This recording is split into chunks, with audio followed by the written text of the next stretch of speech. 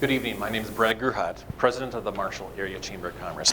Welcome to the local candidates debate, which comes to you live from the Marshall Area YMCA. Due to safety precautions, the public is not able to attend in person, but we thank you for joining us via KMHL Radio and Studio One Television. Our thanks to KMHL, the Marshall Independent, and the Marshall Studio One for helping us share these events with the residents of the Marshall area. For those that are tuning in, thank you to those who have already submitted their ballots. As of this morning, 3,815 ballots have been submitted and secured. Keep it up. This year, we have 3 candidates that are running for mayor of the city of Marshall. In order to give more time tonight to the contested race, the uncontested council candidates will not participate on the candidate panel. And now, let's meet our candidates. The candidates for mayor are Noel Ayala, Bob Burns, and Steve Ritter.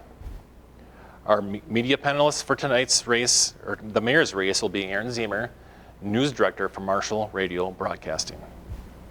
Thank you to who have emailed questions ahead of time. Our timer, Kaylee, will give you notice when you are running out of time.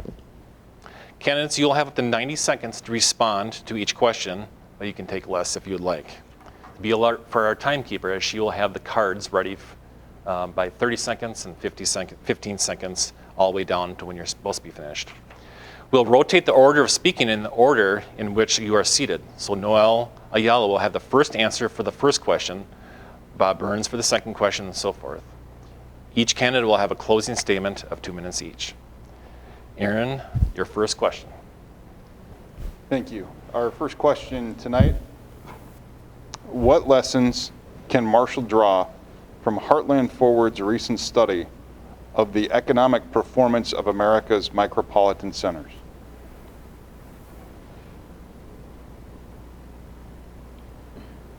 The lessons that I draw from the Heartland Forward study is that to have a dynamic micropolitan, we need to encourage entrepreneurs, which in turn will lead to job growth, wage, and income. Also, that expansion of professional, scientific, and technical services are seeing economic growth. If it was possible to show the business opportunity, it could create a thriving new market of innovation. Example: electric car batteries, supply chain warehouses. Next, Microsoft. Marshall is thriving with recreation and tourism and should continue to encourage expansion in that sector. Although the study does not accurately reflect the state of the city during COVID, it gives us example of how to move forward and create an economy that could prosper. Small businesses are the heart of our country. Micropolitan areas with higher share of employment at young firms, and particularly with employees at those young firms have a bachelor's degree or higher, saw notably faster employment growth between 2010 and 2017. Okay, Mayor Burns. Thank you, Aaron. Thank you, Noel. First off, there's a lot of studies, and this one is based out of a think tank that's based out of Bentonville, Arkansas. And, you can look at studies and then you look at the criteria that they use and the criteria that's not used in ranking cities. And this one really focused on income. And so for that reason, some of the top communities that were listed are, well, one's in Texas. It's a gated community of the very wealthy. It's really not reflective of, I think, micropolitans in Minnesota or the upper Midwest. So now I think there's plenty of, I'm all for data, and I'd like to use data, but there's plenty of good sources in the upper Midwest, the Southwest Foundation, University of Minnesota, the Humphrey Institute. And all of those really are helpful. So when we look at Marshall and kind of the trends that we have in Marshall, we have a population that is growing. It's one of the few communities of our size that is growing. And probably more importantly, where we grow is that population between 30 and 50 years old. And those are those families that might have grew up in the area, went away, but then come back because of the safety and the amenities that are in the community. So I think that's important for economic growth in the future. Okay. Mr. Ritter? Thank you, John. Thank you for that, Aaron. As I read through that yesterday after I got it, Brad, did you have that? Kind of got a little earlier, but no, it was good reading last night, and I appreciate that. It was, I have never seen one like that reflected those numbers, percentage of employment and dollar average for income families. But my key findings on that were micropolitan grow it was use natural resources. Like we have a high quality of life, we have good natural resources, we have bike trails, travel, and recreation, and tourism is one of the key findings in that report. The one that really struck me that I thinking about is we struggle with employees to retain and to get good workers is we need to, like it said in there, needed 5 good small businesses 5 years or younger. The people who go to trade schools to become plumbers, electricians, etc. And it was really enlightening to me to read through that. So I appreciate it. Great. Thank you. Thanks, Steve. Aaron, second question. What is your long-range vision for the city of Marshall? Bob? Well, thank you, Aaron. Over the past number of years, we have maintained growth, and we've been able to sustain our property tax levy at a lower level than many of our comparable communities, and we've been able to grow jobs, and we've been able to be the kind of community where families choose to live. And that really is my vision to continue in the future. Now, we have a challenge in front of us in our recovery from the pandemic, and we certainly need to deal with the things so we have continuity of services from the city. We can try to keep our business with continuity of services, but we will get out of this too. So we also need to kind of focus on where do we want to be after we get through the pandemic. And I really believe that this is the type of community that people would choose to perhaps leave some of the larger population centers because of a variety of reasons, whether it's some of the turmoil and unrest, or whether it's because they realize that they can work from home and could have the same employment but be in a community like Marshall with excellent Wi-Fi availability. So I think we really do have some opportunities in the future. That's really the core of my vision for Marshall in the next 4 years. Sure. Steve? Thank you.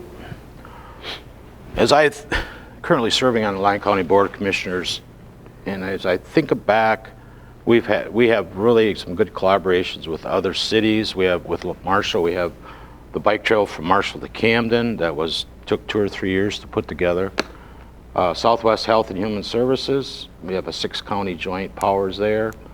Working currently on an EDA with the city, and hopefully we can get something done on that. The Law Enforcement Center has been a collaboration with the city and the county over the last 25 or 30 years. Also Lyon County Library and Historical Society. So as I thought about putting this stuff together, I thought, we need to continue that because everybody gains on it by having a collaboration. We got bigger ideas, better resources to deal with putting a bike trail together, for instance. And I like the idea of keeping taxes down and spending, but I also am realize that you have to spend money to keep the town growing in this region and the county. And it's been an interesting ride, and I would like to continue that as a mayor. So, thank you. Thank you. For the 4 years that I've would like to see in Marshall, we have had obviously a lot of challenges. As an outsider, being originally from Boston, Massachusetts, seeing from a big city how they are working together and the collaborations they have between different agencies, and then coming to Marshall as a small town, it actually brings that big feeling into a smaller town, but expanded. And the reason I say that is expanded in the way of the communication that this community has opened up and provided. We have resources with our health agencies. We also have the special education for our children, more focused, where in big cities, you don't have that much attention to put, but in a smaller town you can. And Marshall has provided that. We have built a bigger communication with our surrounding communities, which have improved our livelihoods here with businesses booming, especially with the smaller businesses, and also making Marshall their home to live in. Okay, thanks. Aaron? What would you say are the top 3 issues you would face during your term as mayor? Steve?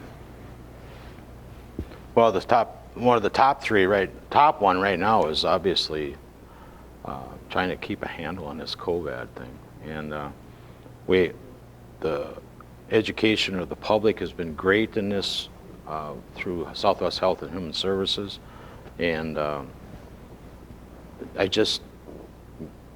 it's pretty tough to actually say that we're going to do something, but we need to try to keep a lid on it. And another issue is the workforce. I think probably the unemployment rate here is under 2%. I think I remember seeing a figure on that. And to retain young people that want to come here, whether they've been in a trade school or college, or those are one of the issues. And the other issue that I thought a lot about, and we've always talked about on the county level, and I know it's been talked in the city, they deal with it quite often, being a regional center, is housing issues. And so as I look back and as I look forward for the city, I think that those are 3 of the top issues. Obviously, COVID jumped in number 1 here in the last 6 months, but I think we can get through it with cooperation from everybody. So thank you. Noel?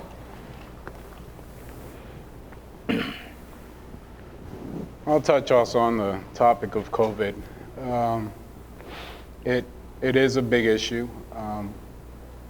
We're very lucky to have on the city council a doctor who has also communicated with the city, and by us following the CDC guidelines and working together on practicing the social distancing and the hand washing, and if you're sick, stay home.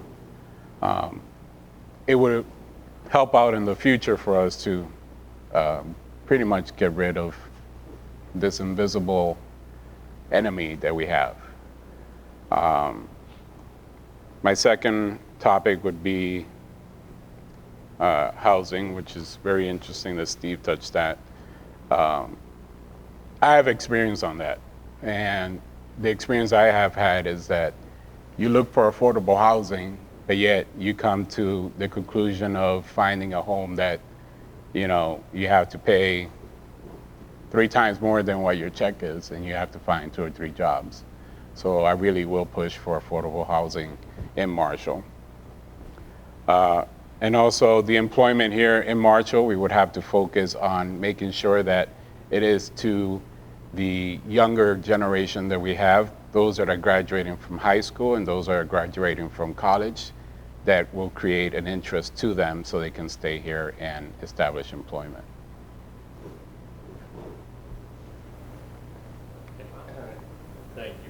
Steve. Thank you, Aaron. Thank you, Noel. So, in my time, I'm going to not repeat what Steve and Noel have said, because they're all important. Response to pandemics is important, housing is important, workforce is important. So what's important for the future is not just three things, so I'm going to touch on a few other things. One of those things is marketing and communication. We need to be sure to tell our story. You know, every week we see television ads from South Dakota, and a lot of that is propaganda, and some of that's true, and some of that is just plain marketing. But we have a lot of good things going on in Minnesota, in Southwest Minnesota, and Marshall, and we need to probably do a better job of telling that story. So that's one of my priorities. And another would be, we need to complete some very large projects. The renovation of City Hall, which actually is being paid for with the profits from Tallgrass Liquor, so we're able to not increase our levy with that project. We have the renovation of the wastewater treatment plant that is like a 30-year replace all of the equipment, and the partial softening project at the water treatment plant, which should be complete by spring. So seeing those projects to completion, I think that would be real important also. And then we also have transportation issues in 2025, which seems like quite a ways off, but planning is really in the next few years for the full, complete reconstruction of Highway 19 through downtown Marshall. So we need to plan carefully for that project. So those are several of the items I see as priorities. Next question. All three of you did reference the pandemic, so we will go there next. What role should the city of Marshall play in assisting people and businesses in this pandemic? Let's see, who starts up? I think Noel? Okay. We have had a lot of challenges with the PPEs. It has been very interesting and very grateful for the city to have stepped up and donated masks and gloves and hand sanitizers, not just to college students or families that can't afford it, but also to many of the businesses and such as myself, a transit driver, receiving these things. They have helped out a lot. And it is an encouragement as a community to be together and be able to help out each other. I would make sure that we would always have supplies such as the PPE available for us. In the case that we don't have it available or the funds are not available, donations and working with other private organizations would also be a next step for it. Okay. Thank you. Bob? Yes, thank you. So with the pandemic response, you know, our response has been evolving, but I think one key thing in our response from the city is use the best medical information that is available, and that's probably from our local public health as well as Avera Marshall and the public health experts. So use the right information and then really communicate well with the public, and that's why we have done a series of videos as the situation was evolving last spring and early summer. So communications is key. Support for businesses is important, not only encouraging the support for our local businesses, but also taking full advantage of whatever resources are available. So as a city and the county did receive CARES Act funding, the federal funding, and so far we've committed about $550,000 of ours in grants to local businesses and nonprofits. Also we have received $1.48 million in the region for low and no interest loans for the first 12 months from the Southwest Regional Development Commission, and I chair that, and we've been implementing that. And then I'd also say we're fortunate in Marshall that we have, you know, good quality medical experts, because we know what we know is the unknown, that this could get worse or it could be the same, but we need to prepare. Steve? the mayor said about collaborations with Vera and Southwest Health and Human Services on the public health side has done an excellent job having weekly meetings with all the players in the dealing with this COVID. And we talk about, and Lyon County got like $3.1 million. I know the city got, what'd you say, 1.5 million? Yeah, 1.1. A lot of those dollars are going back to the businesses, and we need to keep those small businesses open. If we can help them with a $10,000 or $7,500 grant that they don't have to pay it back.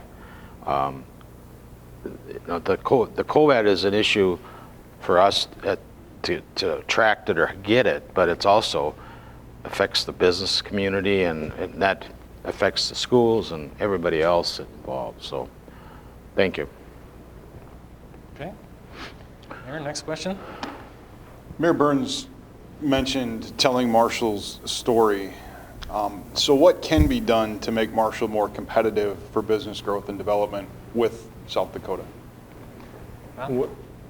So thank you, Aaron, for that question. One of those things is telling our story, as we've mentioned, and that has to do with the quality of workforce, the quality of the jobs, the quality of the employers in the Marshall area.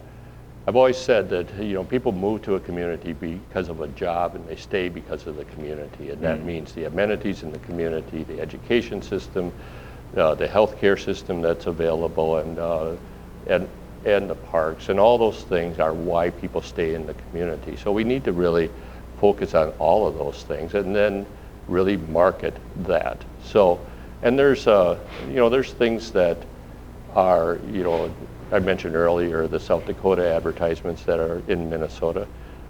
They are, there's some things that we have that they don't have. Like our property taxes on property are actually lower. They have higher sales tax in South Dakota. Now they don't have income tax, and there's perhaps less regulation. So, we need to really capitalize on those things that are to our advantage and really tell that story, and then ultimately focus on the workforce and families that really are looking to move to a community like Marshall. Steve? Well, it's an ongoing challenge for everybody. To make Marshall more competitive, it's going back to what the mayor said and what I had said and was talked about before, is the workforce, retaining people to live in this community, and make it competitive.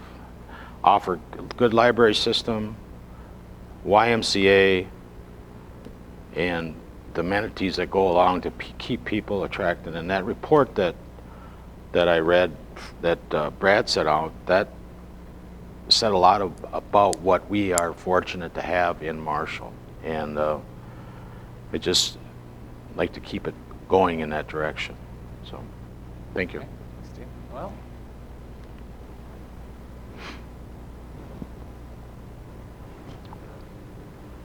I, for one, to compete with a state like South Dakota, would not lean towards the side of a large corporate business.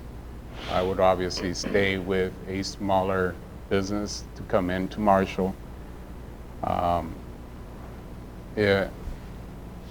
For employment, yes, people want to leave to Sioux Falls or Mankato or anywhere else, but as I've talked to other people, it's always been a talk about what would make it better, what's convenient for you, what's easier now.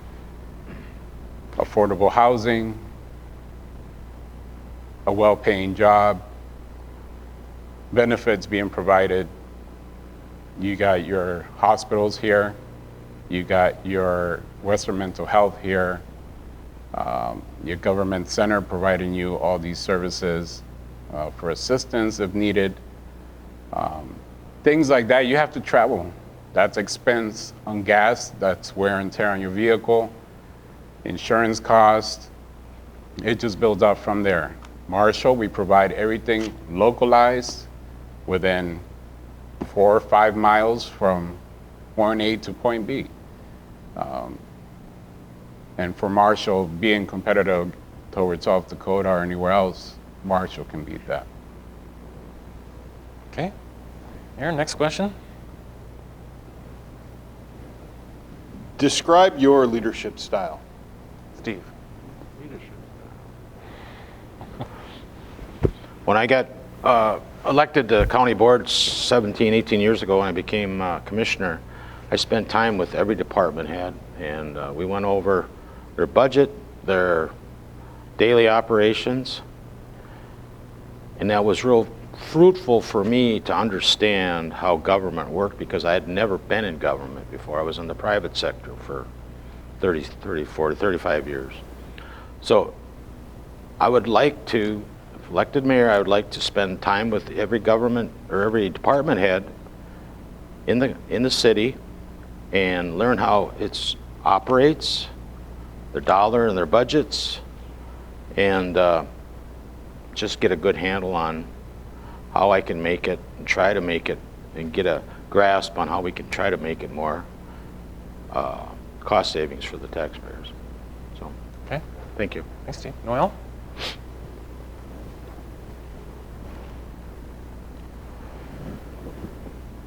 My leadership style is open communication. I would like to have everything on paper, plain as day. I don't know the city departments very well, but that is a learning experience that I will take. And with that, I would work with them very well and find their ups and downs, where we need to work on things, where things need to be improved, where things need to not be improved, but still be kept on task. Always being on top of things, talking with the community, talking with the city employees, and also talking with different community leaders that we have in Marshall. And as that would be, then that would create the stability so we're all on a level ground. Thank you. Okay. Bob? Thank you. Years ago, I read a book that was called Good to Great, and which really influenced my leadership style. And one of the themes in that book was leadership for the common good. And all of the things that we do as leaders really should be for the common good. It's not for personal gain, and it's not for gain by one particular constituency. It's for the common good, and that common good really is the betterment of Marshall. Now, that's the kind of the overarching philosophy I have. In addition to that, there's a lot of other things that as mayor you need to pay attention to, but one of those key things is our people and hiring the best quality staff. And I'm very proud of our staff, all the way from our city administrator to our division and department heads, all the way down to all of our employees, many of you whom you saw working kind of diligently all day today to keep the roads open in light of the snowstorm. And that's the type of work that they are prepared to do just about every day of the week. So so that would be my leadership style, leadership for the common good, but then pay attention to everything. Okay. Thanks, Bob. Aaron, next question. Local governments are heavily affected by the actions of the state government. As mayor, how would you advocate for Marshall's interests as you deal with the Minnesota legislature and also state agencies? Noel? Can you repeat that one more time? You bet. Sorry. Local governments are heavily affected by the actions of state government. As mayor, how would you advocate for Marshall's interests as you deal with the Minnesota legislature and state agencies?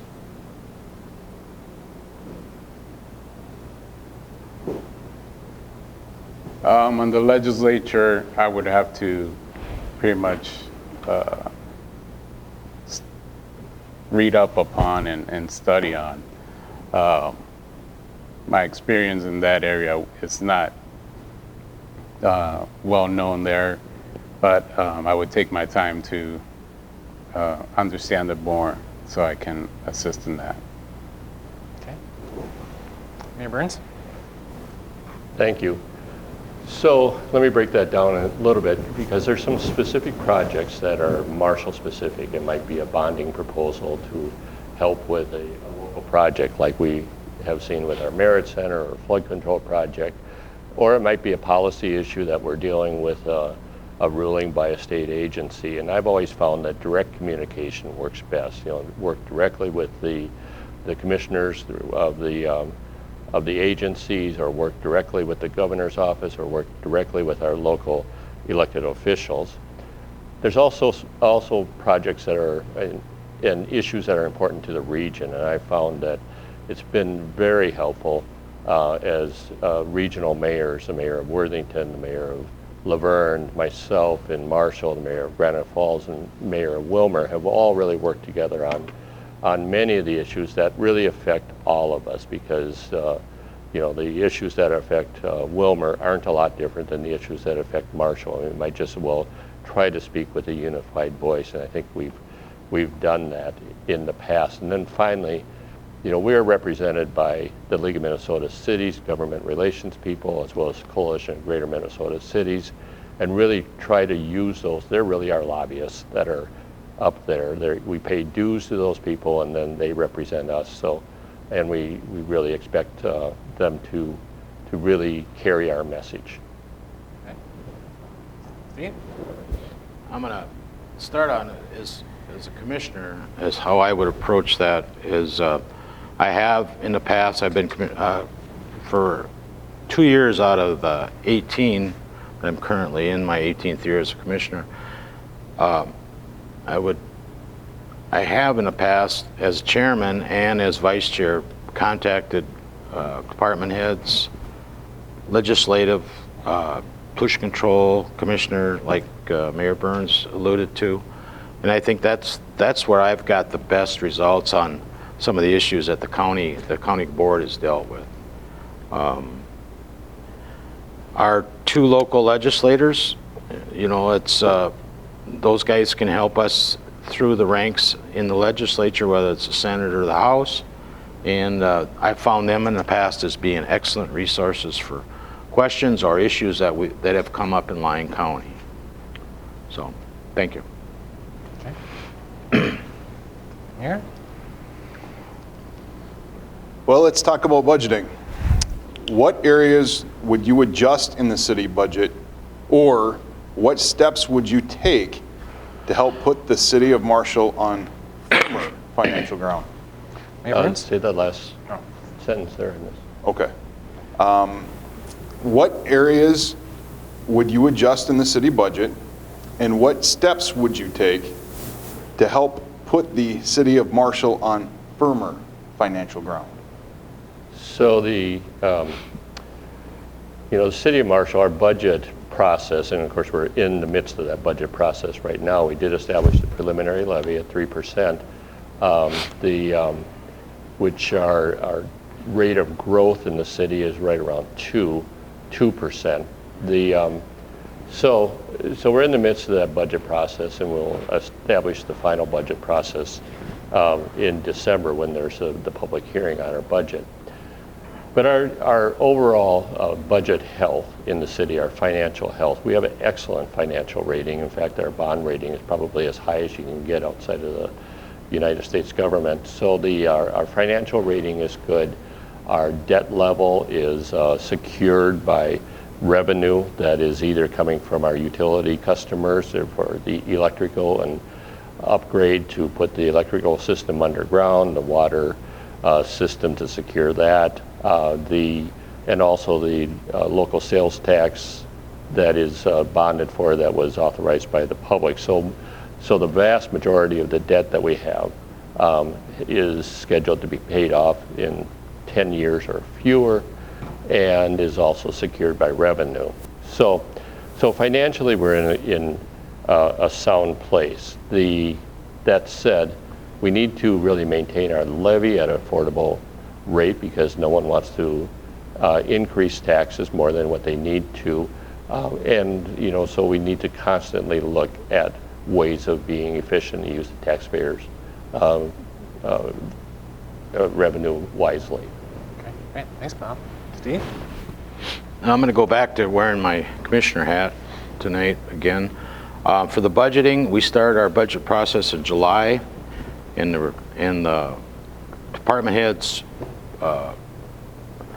give the administrator their budget request for the next year, and we go through. I do personally go through and look at all the expenditures that are laid out from the department heads for the next year for capital expenditures, wage increases, and to put that into perspective for the city, I would do the same thing.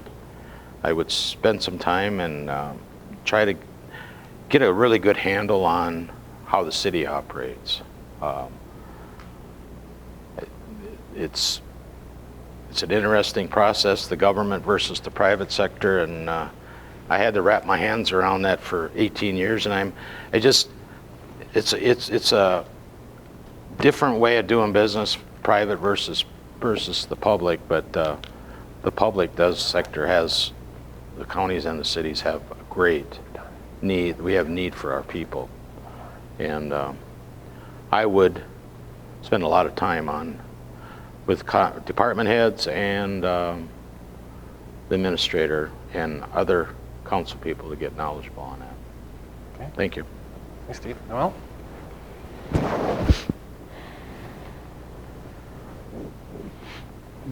The budgeting in Marshall has been very exceptional, very, very well planned, and very well focused. But when we come and think about the needs of the city, such as employment, we can't think on expenses such as vehicles. For example, certain vehicles can be bought, and then when technically you can buy a lower package deal on vehicles and set aside that budget and provide employment at least for one extra city employee or staff member. I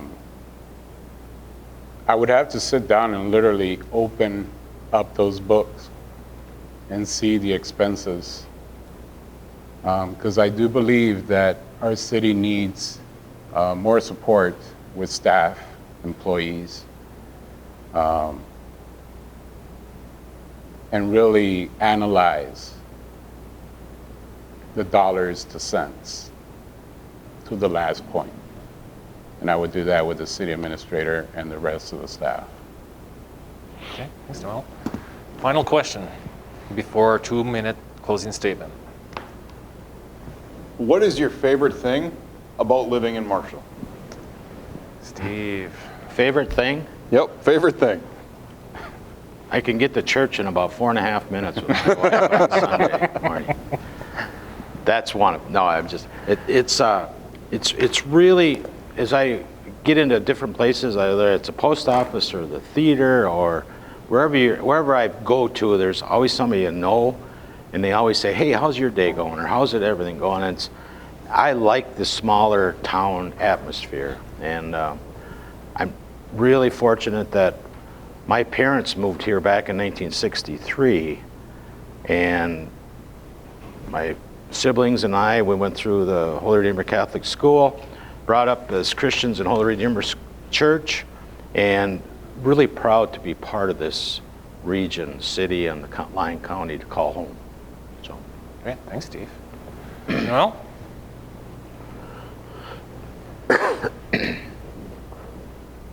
Since 2009 that we moved here, we have grown more in our family, I think, more than ever. Not biologically, but the camaraderie that we have, the bonding that we have with people that came up to us to speak to us, out of the blue. And we have built a foundation on that. So that to me has been an extension of the family. Being able to get together on a Sunday and go to Holy Redeemer because your neighbor goes there 2 doors down, those members, those family members live there, and they walk up the sidewalk in front of your house and say, "You're going to the service?" "Sure am." Driving transit buses and meeting people on the buses, and every day something new. Or driving downtown and seeing somebody that and either they needed something, whether it's a ride or an extra hand, we've always provided as they provided to us. So Marshall is not one thing, it's the family that we have built into here in Marshall since 2009, and that's a big thing coming from a big town. Sure. Well, Mayor Burns. Thank you. As Noel says, not just one thing. So I will say what I like best about living in Marshall is that Marshall is the type of community that is welcoming to new populations and old populations. It is a type of community that values a park system, that values outdoor recreation, that values a bike trail system, which is probably as good of a bike trail system as any community in the state. What I like about Marshall is a type of community that values a public library, that values a public museum, that still has a vibrant downtown. Those are all the reasons why our families chose to stay in Marshall. Great. Thanks, Mayor. All right. So, thank you, panelists and candidates. Now it's time for our closing statements. 2 minutes apiece. We'll start with Noel.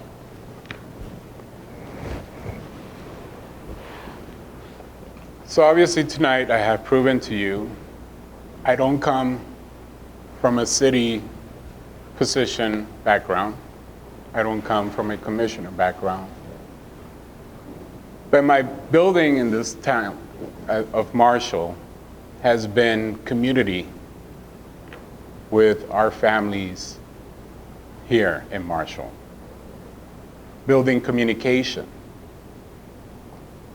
establishing and extending family here,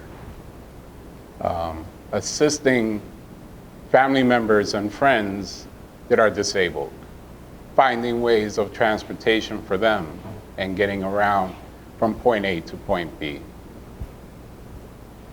We as a community have pretty much been in a challenge such as COVID and been placed in that situation. And as we've seen so far till this day, we have been able to fight it by working together. In that sense, working together will be my key role as Mayor Marshall. Every day is a learning experience. For every day that goes by, you have to learn something new. Can't keep nothing always the same. And for me, that would be my goal. I would have to learn every day. It's not because I would forget, and it's not because I don't understand. It's because I want to make it established, and it will also be something that I can enhance for further down the future of Marshall. For this, I would ask for your vote on November 3rd for City of Marshall Mayor. Great. Thank you. Ms. Noel. Mayor Burns. Thank you, Brad, and I'd also do a couple of things. Thank you to the Marshall Area Chamber of Commerce for sponsoring this forum. Thank you, Noel. Thank you, Steve, for your candidacy. I think that's a statement that's good for the community. Democracy is a core part of the community, so I think it's good that that we have this type of a forum to really talk about the issues. As all three of us have said, Marshall is a great community, has lots of things going for us.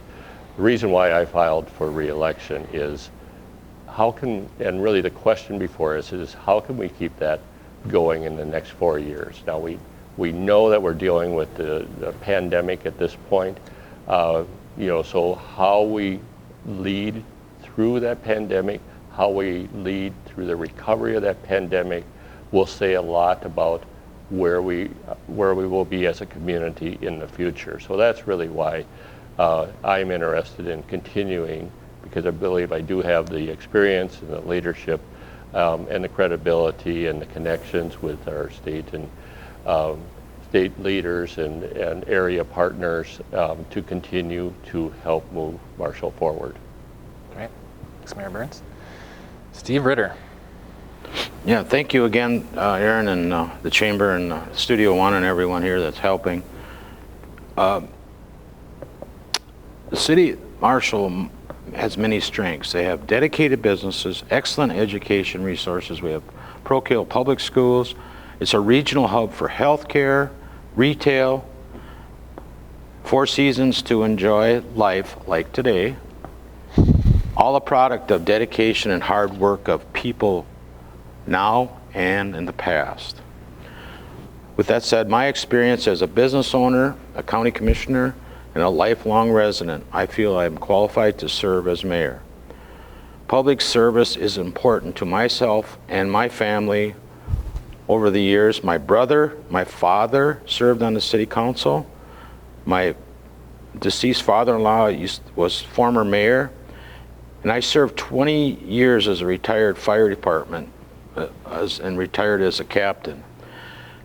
So public service is, as I think back, as what this city and this county and the region gave me, I enjoy working for the public. And if elected, I work to retain our current and support our new businesses, communicate openly with the public, and do my best to communicate with the residents of Marshall. And I want to thank you for this opportunity, and please remember to vote on November 3rd. Great. Thank you, Steve. This concludes our time for the City of Marshall Mayor race. Noel, Bob, and Steve, thank you for participating, and good luck to all of you. We will now take a short pause as the next panelists take their places. We'll resume with the panel for the Marshall Public School Board in about 5 minutes. Thank you. Welcome back. We'll now hear from the candidates for the Marshall Public School Board. We'll start with questions that have been submitted ahead of time, then closing statements of 2 minutes each. Our media panelists for this forum will be Greg O'Rear, publisher of the Marshall Independent. Once again, let's meet the candidates. We have 6 candidates for 3 open seats for the Marshall Public School Board. Running this year are Matt Coleman, Trudy Medetsky, Muna Muhammad, Bill Mulso, and Bill Swope, and Ben Walker. Unfortunately, Ben Walker had something come up last minute and has to miss tonight's event. Candidates, you'll have up to 60 seconds to respond to each question, and you can take less if you'd like. Please be alert for our wonderful timekeeper here, Kaylee, who will signal when you're down to 30 seconds, 10 seconds, and then when you are supposed to be finished. We'll rotate the order of speaking in the order in which you are seated. So Matt will have the first answer for the first question. Trudy will have the first question for the second question, and so forth. With that, Greg, your first question. Thank you, Brad. As the process of seeking out a new superintendent starts, what qualities do you look for in a candidate? We'll start with you, Mr. Coleman. Biggest quality I feel is integrity. A guy has to be honest with everybody and build trust as he goes, as he starts. And then the second thing is just communication. It's communication, especially in the world we live in now. Communication is very important. Okay. Thanks. Thanks, Matt. Trudy, same question. I would certainly agree with the answer about communication, because even though we have a lot of technology, sometimes communication breaks down. And especially, I think, with the virus, communication is really very important between teachers and parents and students. The students may know what they've heard in class, but then when they get home, they may not remember exactly what they're supposed to do. And so I'm tutoring a child right now. I found that sometimes she doesn't remember what she's supposed to do. So I think the communication part is really important. And also the integrity. I will say, being very supportive of and making sure that everyone in the school feels supported. I know there's been some issues right now in the Marshall School District, and a new superintendent, I think, should be very well aware of how parents, teachers, and students all feel. Okay. Judy, come on up.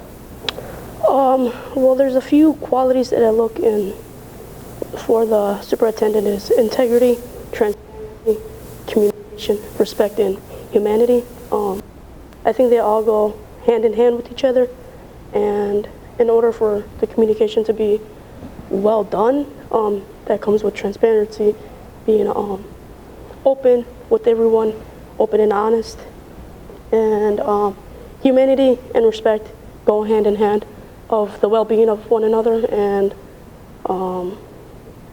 wanting to grow and see the good in others, you know. So. Great, thanks, Mona. Bill. Get to the end and you've used all the good qualities, but obviously communication is really a key, and I think one of the things that communication can do is help that person be someone that's willing to get out, get to know the staff, get to know the teachers, get to know the community, and earn that respect. And if you have somebody that's willing to do that with all these other characteristics, you're going to have somebody that's going to be successful. Okay, Bill, so what can you add? Somebody who's a people person. It's the business of kids is about people.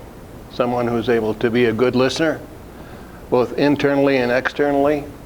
Someone who can identify problems and pull people together to find solutions to the problems. It's kind of communication. A person of integrity. Somebody who, if you were to come in and meet him, you'd feel that you were made worthy. It's just people dynamic, being an honest, sincere, respectful person. Okay, great. Thanks, Bill. Great, next question. Trudy, what do you see as the top priorities for the district, and why do you see them as priorities? The top priority right now, as I see it, as I've been communicated with by students and teachers and parents, is that everyone has an opportunity to be heard and not to be afraid to speak up about their feelings. Everyone has to feel respected, otherwise there's going to be an element of fear among parents that if they speak up, their children are going to be harassed. If teachers speak up, there's fear they could lose their jobs, and students are concerned about being harassed by teachers if they speak up. So I would say what I've heard on this from the school board report and at the board meeting, that there's really a great deal of care being taken to work with students that are multilingual, and that's wonderful. There's been great success. So respect for everyone needs to be addressed. Okay, thanks, Judy. Muna? I see a few things, honestly. Like Judy said, that safety and support, which I believe is inclusivity for all, not just students, but our teachers, our students, to feel welcomed, to feel safe, supported, and pushing their ambitions and dreams to better our school. And also I see there's infrastructure going on, building, completing that, the new school that is being built, to see the end results of that school being built. And then at the moment, I would say COVID-19, adapting to it and getting our numbers down.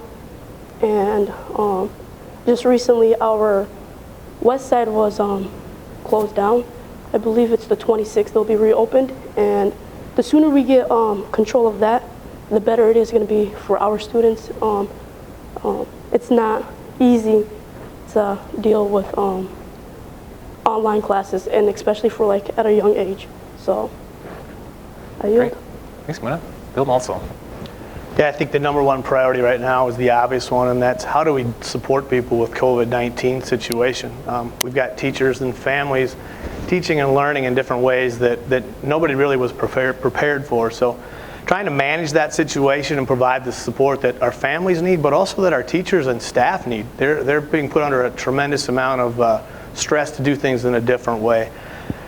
Hopefully that's a short-term problem, and then we get to some of the bigger things like a new superintendent. That's an important decision for us to make. We've got obviously building projects that we need to see finished. And then we've got to get it back to some of those learning things that are important that aren't going away, and that's trying to close the achievement gap. That's a very important topic that we've been continuing to wrestle with as a district, and we have to continue to find ways to use best practices to do that. Okay. Bill Swope. I've been in the district for 40 years, and I consider Marshall Public Schools to be a lighthouse district, one of the finer districts in the state, and our test scores show that. Right now, I would agree with what everyone's saying. COVID's on the front burner for everyone. My biggest desire is for all of our kids to get back safely in school full time. But we have to go by what the state health department is saying and so forth for us. But as far as highest top priority, each of us sitting here knows that COVID has hit our government big time, our businesses big time financially. We're going to have a $4.7 billion budget deficit going into this budget biennium. My highest priority will be to work with the legislature so they don't steal money from the schools. Public schools happen to be the first hit by the legislature. So my highest priority right now is to save as much money for the public schools in Minnesota as possible, given the $4.7 billion deficit in the state. Okay, great. Thanks, Bill. Matt. I would agree with everything everybody else said. I would just add, I think we need to continue to inspire our kids every day, and not only our kids but our teachers, because they're having a tough time right now. I mean, it's not easy teaching kids on a screen, teaching kids behind a mask, teaching kids behind plexiglass. We just have to find ways to inspire everyone in our district to keep doing what we do best, and that's to inspire kids to be successful. So on top of what everybody else said, I would say that's our top priority. If I could pick up on what Matt just said, I don't know if our public realizes our teachers start out at 7 in the morning and they're going till 9 at night teaching, because we have kids who they have in class, plus kids they're doing distance learning, kids who can't get on during the day because they're babysitting or whatever. So the day for our classroom teachers is 12 to 14 hours. And I don't know if our public knows that, but it's true. And like Matt was saying, our staff are going through a lot of stress. Thanks, Bill. Thanks, Matt. Greg, next question. Okay. What do you say to the person who says we should halt construction on the new elementary school because there was such a tax strain on Marshall residents and businesses during the COVID pandemic? We'll start with you, Muna. I'm not an expert in the construction and whatnot area, but one thing my father has always told me is when it comes to big projects, you never want to rush them. And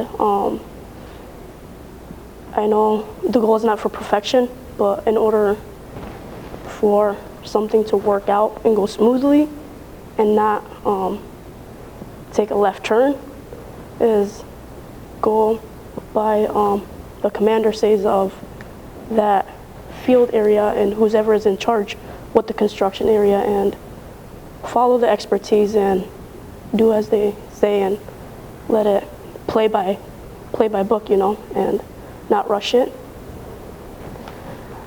Okay, thanks, Mona. Bill?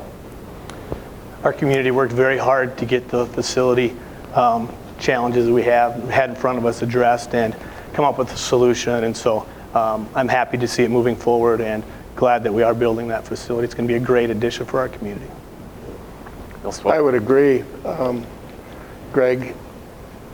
One of the reasons why we went there with a new Southview school is to bring Westside up to code.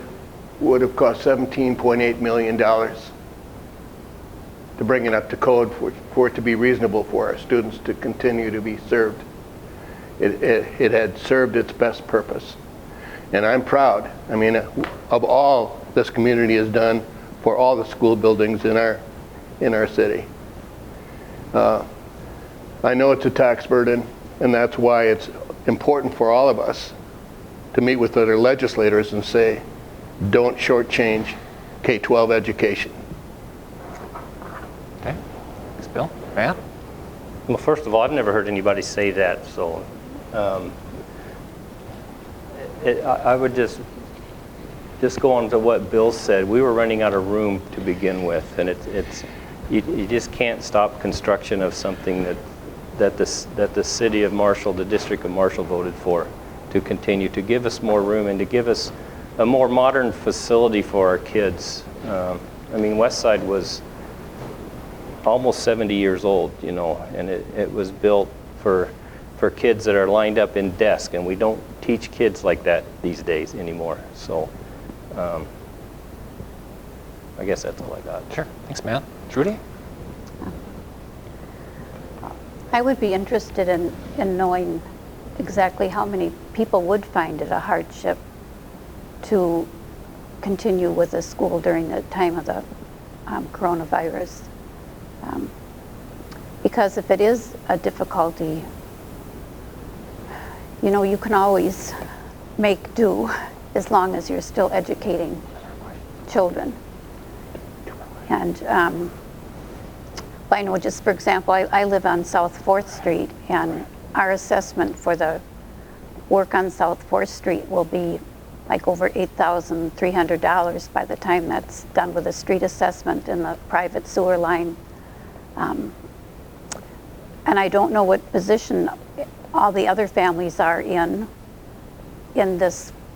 Marshall. I guess I hadn't heard that before either, as Matt had said, but I would be very much interested to find out before just saying we should go ahead. Sure. Thanks, Trudy. Greg? Okay. Dating back 7 months from when the pandemic started, based on what you now know, what, if anything, should have been done differently? We'll start with you, Mr. Molso. That's a great question. I think there's lots of second guessing that's going on across the country.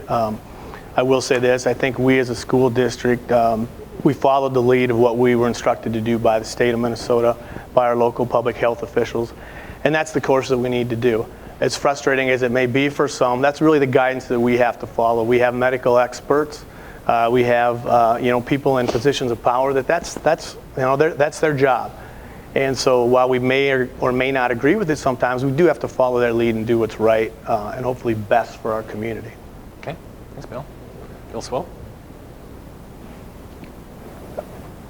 Our teachers stepped up to the plate to put distance learning together, and it improved this year. Those of you who are parents who have kids who are doing distance learning like hybrid, a couple days a week at home. So I give them a lot of credit. What was the question again? What would we do differently? I think educationally our teachers have done a great job. We've improved with that. Another gift that we have in Marshall, Minnesota, based upon our taxpayers supporting it, is we have a nurse in every building, which is critical with what's happening with COVID. And they've been overtaxed, and as a result, at our recent board meeting on Monday, we approved hiring an assistant to the nurses in each of our buildings to help do some of the follow-up with parents and kids.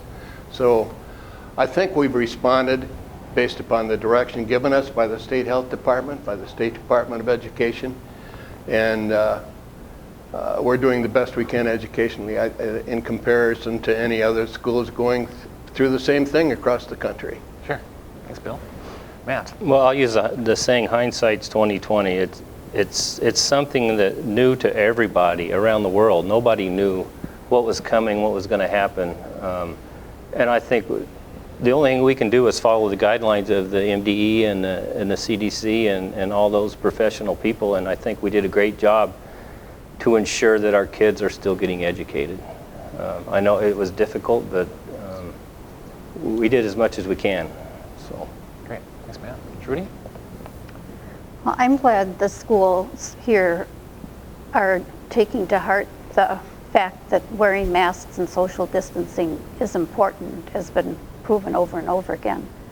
And it certainly is a great responsibility for the teachers to handle that with not only figuring out learning, virtual learning, but doing all the things to assess the children.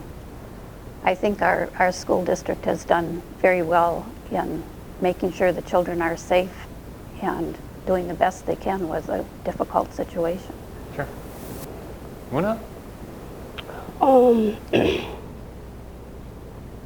I would believe, for me, it would be, how do we move forward rather than look in the past?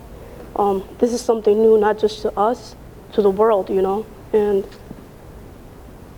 did we handle it the best way? I honestly couldn't tell you. We have one school that's shut down. However, we still have the other schools opened, you know. Now, I think our main focus should be on how to provide help for our teachers. I see they are adapting, but the stress load and there's just different teaching methods and how to help our students succeed is the real concern and what we should tackle. And lowering those numbers down so we can bring our students back into the school safely. If we get the numbers down, the quicker we get the numbers down, the faster it will be for our schools, for our students to go back into school, and our teachers don't have to figure out how to learn or how to teach through online. But I do commend our teachers. They're doing a phenomenal good job. Sure. Thanks, Muna. Bill? Oh, I'm sorry. You started with Bill. We started with Bill. No. Yeah, right. Sorry. It's okay. Right, Greg. Okay, Mr. Swope, we'll start with you with this question. How does the Marshall school system need to adapt to its very diverse student body to best maximize student achievement? We supply wraparound services for kids of all needs. Always have since I've been here. I started the principalship in '81. We assess needs right away in the fall. Those of you who are parents know that we do that. Assess where kids come in and begin with, and we try to individualize our instruction accordingly. We have, as you know, we have several different languages in our school district, 40 in our district. And so we provide English language learner teaching. We provide the full gamut of special education services to our kids, starting at age 0, going through age 21. We do that in conjunction with a partnership with our parents. I mean, I look at myself and the many IEP staffings I had with the special needs parents, and we've done the assessment, and we tell the parent, your child has this need. And so I try to put myself in that parent's shoes,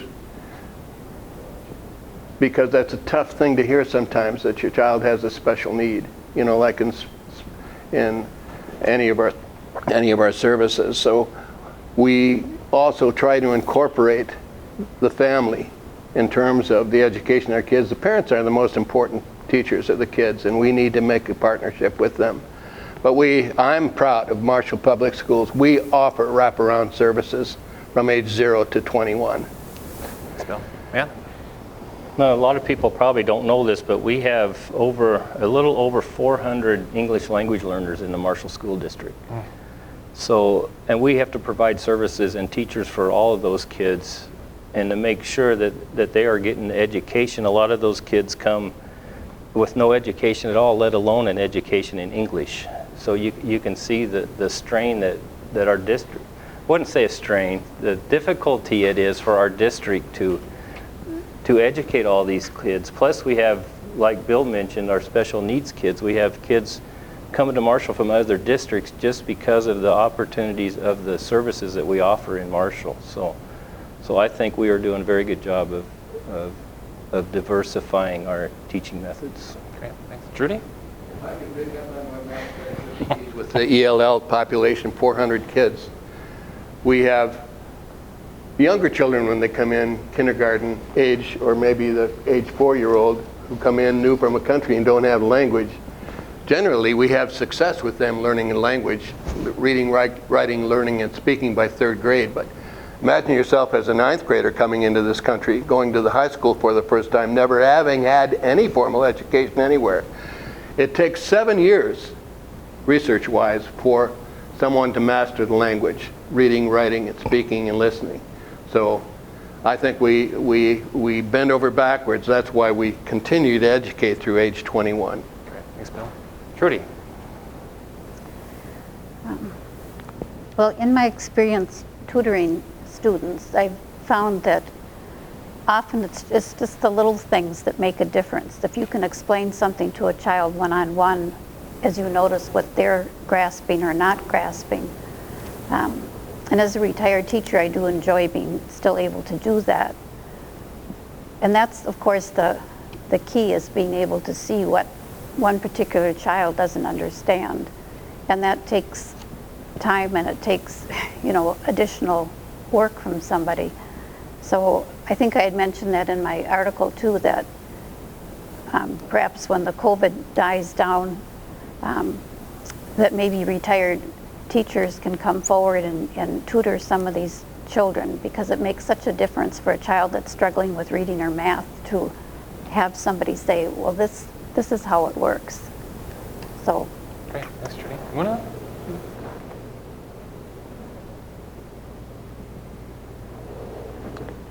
I would say the programs we have installed right now is, I don't know if I'm saying this correct, is the parent something. I know a friend of mine. Yes, parent connectors. Programs like that help provide not only the parents to understand if the student is learning English themselves, they will understand what their teachers is not only at the conference, not only what the teachers are saying or what to expect from the student, but installing programs that help our diverse population here in Marshall with the Marshall Public Schools, and building programs and community collaboration and providing that support for our diverse populations in the area. Who's best to know your language than the people who are in the language, like for example the Somali language. It's better to find a leader in the Somali language to help create those ties and build the stronger ties between our community, the Somali community or any other ethnicity, but the community and the Marshall Public Schools. Great. I mean, the ESL teachers itself is difficult. I commend them a lot because it's not easy teaching someone who does not have zero knowledge of the English language. Yep. And starting from A to B and C, just the letters, to being fluent, it takes 7 years. Like Bill said, being fluent is going to be a tough time, but creating programs that help that gap between our community and the Marshall Public Schools is what is needed. We are doing a good job. We're taking steps, but it's time to take bigger steps in creating those ties and creating it strong and powerful for our students to succeed. Thank you. There you go.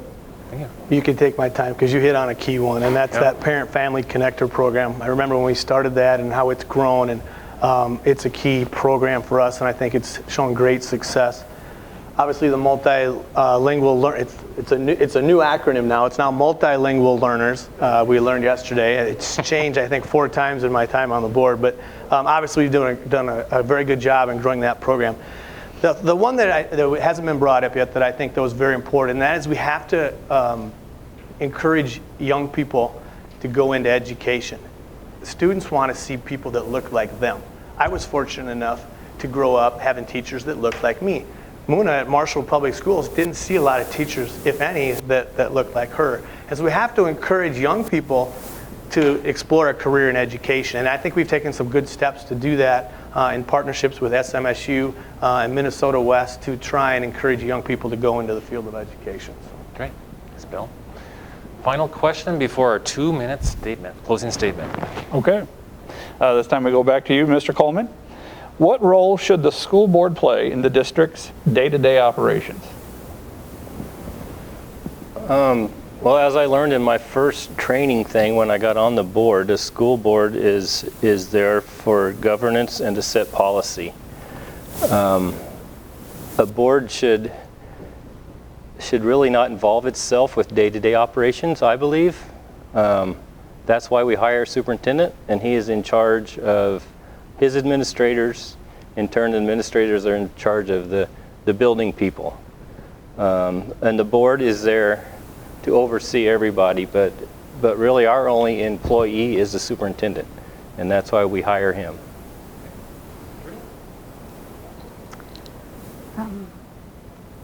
I think the board, too, should also be aware of what's going on in the different schools. Because I think parents and teachers and students, look to a board for answers to their questions they want to know, and they want to know how they feel about certain issues. I think the board serves as a support for our community as to what our policies are. And it does make a difference if the board is aware of how parents, students, teachers are feeling about different things. So to me, that's the board does need to be involved with what is going on in the schools. Thank you. It's very important. Sorry, could you repeat the question? Sure. The question was, what role should the school board play in the district's day-to-day operations?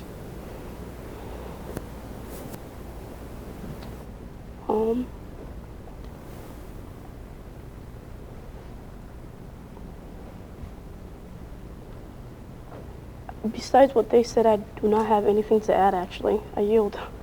Sure. Yep. Okay. Covered it all. Bill? I think as Matt said, we should have very little in day-to-day operations. Our responsibility is to set policy, and our most important responsibility is to hire a superintendent and let him or her, select their team of administrators to help lead our school buildings. We obviously should be a sounding board, though, and be aware of what's going on. But when we do hear issues, it's our responsibility to just say, okay, I hear you. Here's your best course of action. Talk to that teacher or that staff member. Then go to the principal or the superintendent. Kind of follow that chain of command. It's not our role as school board members to get into those day-to-day operations. Bill Swope. I would concur with what Matt and Bill have said. We don't manage the school. We hire managers to do that. We are responsible for budget and policy. We also need to be advocates for our school district. We need to be the ones who need to go to our legislators. We are the ones who need to go out in our neighborhoods when we have a bond issue to explain why we need it, and all of us did do that. I think the bottom line is just to be there for our kids, hiring a good superintendent, making sure we got the money to get the job done well, and supporting our staff and our parents. Great. Bottom line being our kids. Thank you, Bill. Thank you, Greg. And candidates, it is now time for 2-minute closing statements, and we'll stay in order and start with Trudy.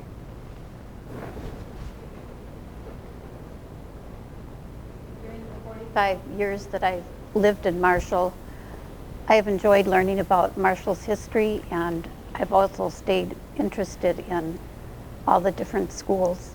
And my last teaching position was teaching preschool at Samuel Lutheran School.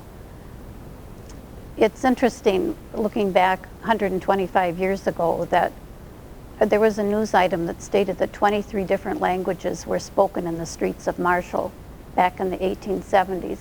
And if I heard correctly during the Tiger Talk and also during the last school board meeting, there's like 26 different languages that are spoken among our students. And as was mentioned, there are 400 some students involved in the multilingual program, which is interesting that Marshall, in that respect, is still a place with many different languages, many different cultures. And it was interesting to hear, and I was impressed by the different aspects of the multilingual program that's intended to, as Muna had explained too, to make students feel welcome and to help them become proficient. And especially the domains were mentioned of reading and math and listening and speaking skills. But what I do find hard and sad to hear are reports from students, parents, and staff about incidences where children do not feel supported and welcomed. And I do feel it is important for the school board to be aware of this. In one conversation with a high school senior that I had just met, he made the comment that it was very difficult to be a Christian in the Marshall High School. And what prompted that was because I knew a student that was a friend of his. And so his concern was around some of the programs or curriculum materials that are used, such as R-rated movies. Another parent told me that their student was told, we're going to read this book, your parents may not like it.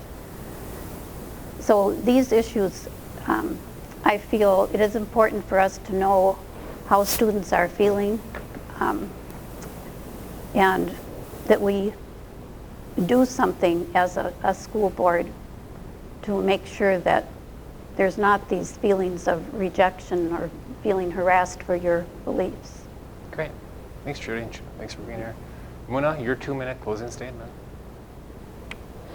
My whole campaign and reasons for running for school board is to inspire, educate, represent, and create stronger ties within our community and school district.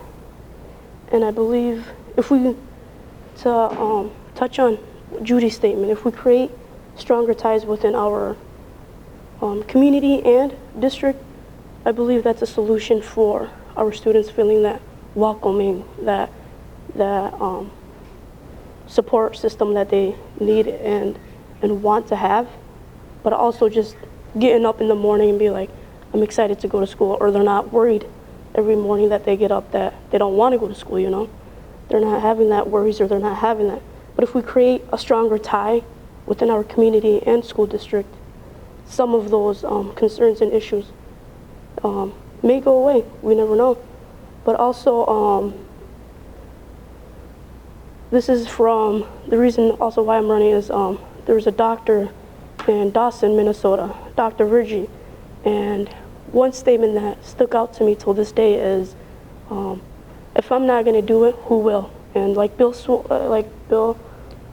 Musso said, you know, this is an inspiration for other ethnicities or other different diverse backgrounds to be holding seats like this. If I'm able to do it, anybody who is watching who wants to hold a seat in this can definitely do it, you know. And it's not only good for our students, it's good for the community.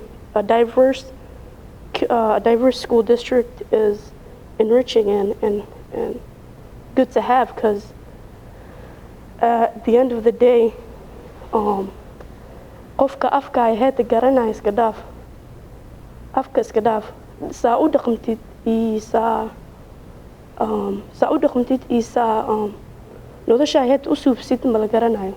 To translate that, forget the learning the language part. I can tell you for a fact, anyone sitting next to me today will not be able to tell me my culture because they haven't, walked that. They haven't lived that. So if we are not able to create stronger ties within our community and school district, there's going to be students who are not going to feel welcome. There's going to be students who are not able to learn and succeed in our school district because of that gap we have currently. So kind of creating programs and supporting our students is a good way for our school district to prosper at the end. Great. Thank you. Bill Mosso. It's been a privilege to serve on the Marshall School Board. I'm proud to have had 2 kids graduate from the Marshall Public School system. They had great experiences. Obviously, there were challenges at times for both of them in different situations. And you're going to have that in a school district no matter who you are. But overall, they had a great experience with a diversity of programs, a diversity of opportunities, and they really got to meet a diverse group of friends and teachers. And I think that's something that I want to continue to add my experience to. My connections to the community and the university, I think, can be an asset. I'm really proud of the way SMSU and the Marshall schools have developed their relationship over the last few years, and I want to continue to help make that an important asset for our community. So thank you for giving me the opportunity to serve in the past, and I hope I can continue to do that moving forward. Great, thank you. Bill Swill?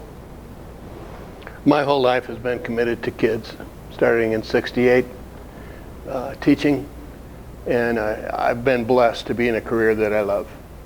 I've been blessed to live in a community that holds a priority for education, including our college. We've had a great relationship with the college. We've also had a great relationship with our parochial schools in town as well. So for me, I love Marshall. I love what we do for kids. I think we do a good job connecting with parents. I think we're good listeners. And I thank you for the opportunity to have served the last 4 years. And if you'd like me another 4 years, I'd love to be able to serve you 4 more years. Great, thank you, Bill. Matt? First of all, I want to thank you, Brad, and the chamber, and Greg, and the paper, and Studio One, and Aaron and the radio station for giving us the opportunity to speak tonight. Being the introvert that I am, I probably can't talk for 2 minutes, so I had to start with that. So, I believe right now we have a very high-functioning school board. No one has an agenda. Our only agenda is to do what's best for kids, and every decision we make, that is what we do. That's our first question: what will be best for the kids? And I would just love to continue to do the great things that we are doing at Marshall Schools. So, Great. Thank you. Thank you. And this concludes our forum for the Marshall School Board. Candidates, thank you for participating. Good luck to you all. This also concludes our program tonight.